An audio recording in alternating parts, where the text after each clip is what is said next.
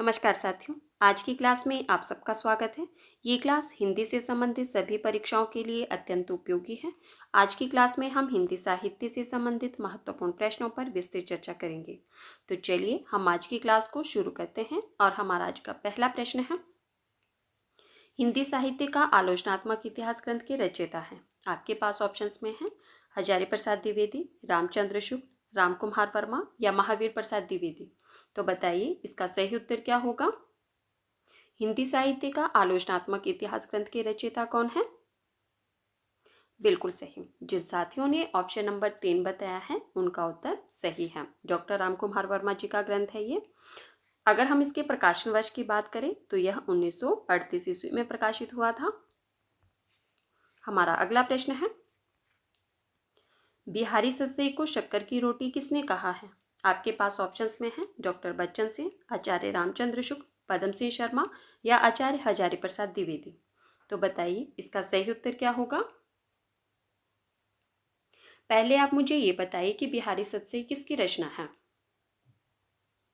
बिल्कुल सही, कवि बिहारी लाल जी की रचना है ये। ठीक है, और इसमें कुल कितने दोहे हैं? 713 दोहे हैं। आप बताइए कि बिहारी सतसई को शक्कर की रोटी किसने कहा है? बिल्कुल सही, जिन साथियों ने ऑप्शन नंबर 3 बताया है उनका उत्तर सही है। किसने कहा है? पदम सिंह शर्मा ने। हमारा अगला प्रश्न है, सरस्वती पत्रिका के संपादक थे। आपके पास ऑप्शंस में है महावीर प्रसाद द्विवेदी, हजारी प्रसाद द्विवेदी, भारतेंदु हरिचंद या बालकृष्ण भट्ट। तो इसका सही उत्तर क्या होगा? बताइए सरस्वती पत्रिका के संपादक कौन थे? बिल्कुल सही, जिन साथियों ने ऑप्शन नंबर 1 बताया है उनका उत्तर सही है। कौन थे? महावीर प्रसाद द्विवेदी जी सरस्वती पत्रिका के संपादक थे। कब से कब तक रहे ये? 1903 ईस्वी से 1920 ईस्वी तक इन्होंने, ठीक है, सरस्वती पत्रिका के संपादक रहे हैं ये।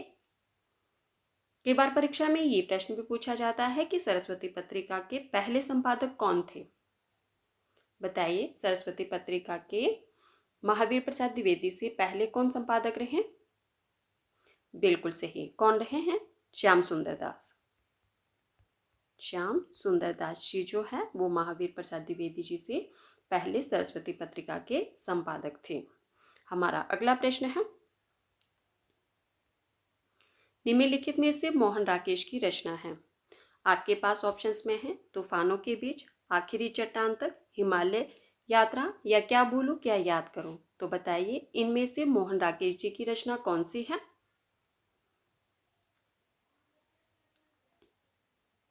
बिल्कुल सही, जिन साथियों ने ऑप्शन नंबर 2 बताया है उनका उत्तर सही है। आखिरी चट्टान तक मोहन राकेश जी की रचना है। अब हम बात करते हैं कि तूफानों के बीच इसके रचयिता कौन है। बताइए तूफानों के बीच किसकी रचना है? बिल्कुल सही, रांगे राघव जी की रचना है। हिमालय यात्रा काका कालेलकर की रचना है। तूफानों के बीच किसकी बताई मैंने? रांगे राघव की रचना है। आखिरी चट्टान तक मोहन राकेश जी की रचना है। हिमालय यात्रा काका कालेलकर की रचना है। ठीक है, और क्या भूलूं क्या याद करूं किसकी रचना है ये? हरिवंश राय बच्चन जी की। बिल्कुल सही, किसकी है? हरिवंश राय बच्चन जी की रचना है। हमारा अगला प्रश्न है, विश्नोई संप्रदाय के प्रवर्तक हैं। आपको बताना है कि विश्नोई संप्रदाय के प्रवर्तक कौन थे। आपके पास ऑप्शंस में है मध्वाचार्य, जंबनाथ, स्वामी हरिदास या रामानुजाचार्य। तो इसका सही उत्तर क्या होगा? बिल्कुल सही, जिन साथियों ने ऑप्शन नंबर 2 बताया है उनका उत्तर सही है। विश्नोई संप्रदाय के प्रवर्तक जंबनाथ थे। हमारा अगला प्रश्न है, निम्न में से मैथिली शरण गुप्त जी की प्रथम रचना है। आपको बताना है कि इनमें से मैथिली शरण गुप्त जी की प्रथम रचना कौन सी है। आपके पास ऑप्शंस में है भारत भारती, द्वापर, जय भारत या रंग में भंग। तो बताइए इसका सही उत्तर क्या होगा। बिल्कुल सही। जिन साथियों ने ऑप्शन नंबर 4 बताया है उनका उत्तर सही है। रंग में भंग मैथिली शरण गुप्त जी की प्रथम रचना है। अगर हम इसके रचना काल की बात करें तो यह इनकी 1909 ईस्वी की रचना है। ठीक है, अब हम बात करते हैं कि भारत भारती। ये चारों रचनाएं जो है वो मैथिली शरण गुप्त जी की हैं। ठीक है, भारत भारती का रचना काल क्या है? 1912 ईस्वी की रचना है। बिल्कुल सही। द्वापर, बताइए द्वापर का रचना काल क्या है? बिल्कुल सही, द्वापर इनकी 1936 ईस्वी की रचना है। और जय भारत, बिल्कुल सही, जय भारत इनकी 1952 ईस्वी की रचना है। तो हमारा सही उत्तर है ऑप्शन नंबर 4। हमारा अगला प्रश्न है, निम्नलिखित में से छायावादी युगीन कवि नहीं है। आपके पास ऑप्शंस में है जयशंकर प्रसाद, मैथिली शरण गुप्त, सुमित्रानंदन पंत या महादेवी वर्मा। तो बताइए इसका सही उत्तर क्या होगा?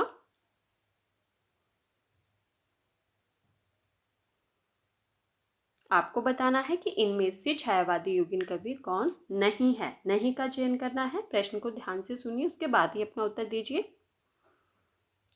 साथ में आपने फिर ये भी बताना है कि यह कवि जो है वो किस युग से संबंधित है। बिल्कुल सही। जिन साथियों ने ऑप्शन नंबर 2 बताया है उनका उत्तर सही है। मैथिली शरण गुप्त छायावादी युगीन कवि नहीं है। किस युग से संबंधित है ये? बिल्कुल सही, द्विवेदी युग से संबंधित है ये। ठीक है, मैथिली शरण गुप्त द्विवेदी युग से संबंधित कवि है। अभी हमने इनकी कितनी रचनाएं पढ़ी थी? 4 रचनाएं पढ़ी थी। ठीक है, कौन कौन सी थी? रंग में भंग, भारत भारती, द्वापर और जय भारत। ये चारों रचनाएं किसकी हैं? मैथिली शरण गुप्त जी की रचनाएं हैं। हमारा अगला प्रश्न है, हिंदी की प्रथम कहानी कौन सी है? आपके पास ऑप्शंस में है एक टोकरी भर मिट्टी, उसने कहा था, इंदुमती या 11 वर्ष का समय। तो इसका सही उत्तर क्या होगा? बताइए इनमें से हिंदी की प्रथम कहानी कौन सी है? बिल्कुल सही। जिन साथियों ने ऑप्शन नंबर 3 बताया है उनका उत्तर सही है, इंदुमती। इसके रचनाकार कौन है? बिल्कुल सही, किशोरीलाल गोस्वामी जी की रचना है 1900 ईस्वी की इंदुमती। ठीक है, अब हम बात करते हैं कि एक टोकरी भर मिट्टी, इसके रचयिता कौन है और इसका रचनाकाल क्या है? बताइए एक टोकरी भर मिट्टी, इसके रचयिता कौन है? बिल्कुल सही, किसकी रचना है ये? माधवराव सप्रे की रचना है। 1900, रचनाकाल क्या है? 1901 ईस्वी की है। ठीक है, और उसने कहा था, इसके रचयिता कौन है? बिल्कुल सही, चंद्रधर शर्मा गुलेरी जी की कहानी है, उसने कहा था 1915 ईस्वी की। 11 वर्ष का समय, इसके रचयिता कौन है और इसका रचनाकाल क्या है ये भी बताना है आपको। बिल्कुल सही, 11 वर्ष का समय रामचंद्र शुक्ल जी की कहानी है 1903 ईस्वी की। ठीक है, तो हमारा सही उत्तर है ऑप्शन नंबर 3, इंदुमती। किशोरीलाल गोस्वामी जी की कहानी है 1900 ईस्वी के। हमारा अगला प्रश्न है, दलपति विजय की रचना है। आपको बताना है कि इनमें से दलपति विजय जी की रचना कौन सी है। आपके पास ऑप्शंस में है हमीर रासो, खुमान रासो, परमाल रासो या बिसल देव रासो। तो इसका सही उत्तर क्या होगा? बताइए दलपति विजय की रचना कौन सी है? बिल्कुल सही। जिन साथियों ने ऑप्शन नंबर 2 बताया है उनका उत्तर सही है, खुमान रासो दलपति विजय जी की रचना है। अब हम बात करते हैं कि हमीर रासो की रचयिता कौन है। बताइए हमीर रासो किसकी रचना है? बिल्कुल सही, किसकी है? शारंगधर की रचना है। चलिए अब बताइए परमाल रासो की रचयिता कौन है? बिल्कुल सही, परमाल रासो किसकी है? जगनिक की रचना है। और बिसल देव रासो, बिसल देव रासो की रचयिता है नरपति नाल। बिल्कुल सही। ठीक है, हमारा अगला प्रश्न है, रामचरितमानस का प्रारंभ तुलसीदास ने कहाँ किया था? आपके पास ऑप्शंस में है काशी, अयोध्या, सुक्करखेत या चित्रकूट। तो इसका सही उत्तर क्या होगा? रामचरितमानस जो कि तुलसीदास जी की रचना है, आपको बताना है कि इन्होंने इसका प्रारंभ कहाँ से किया था।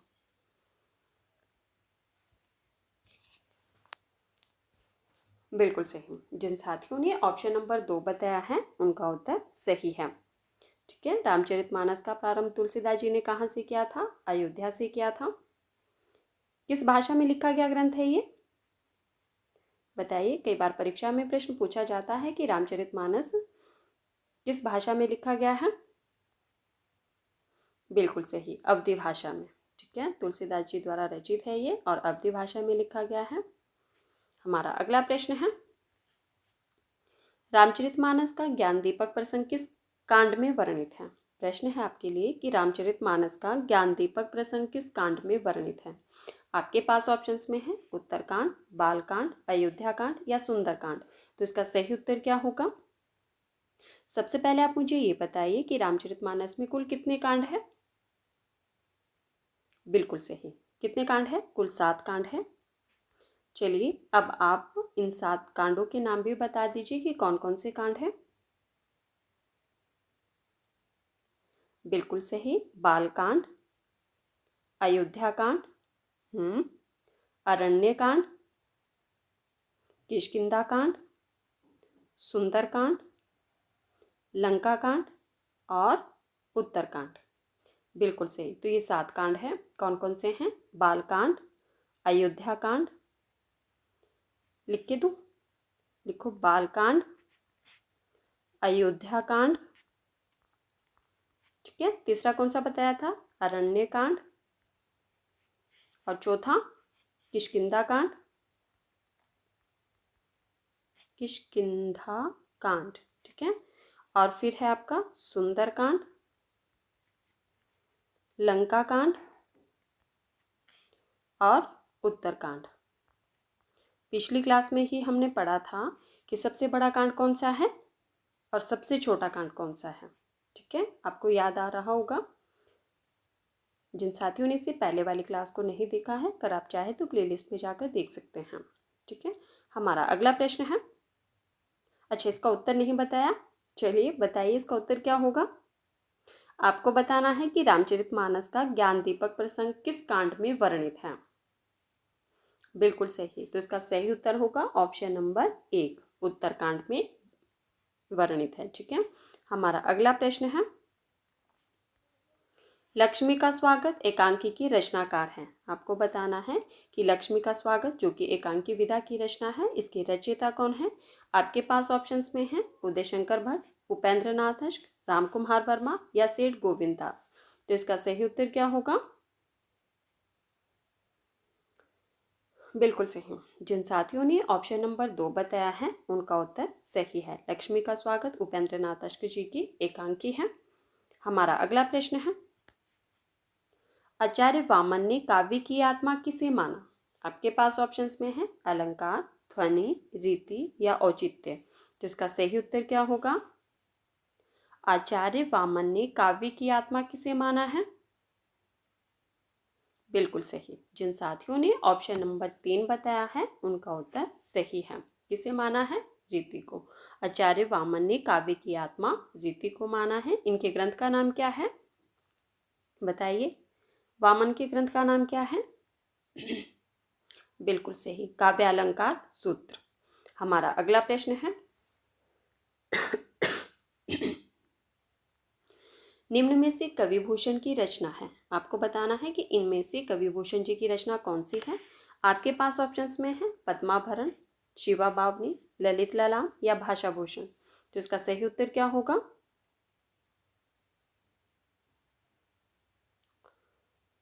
जी नहीं, बताइए इसका सही उत्तर क्या होगा?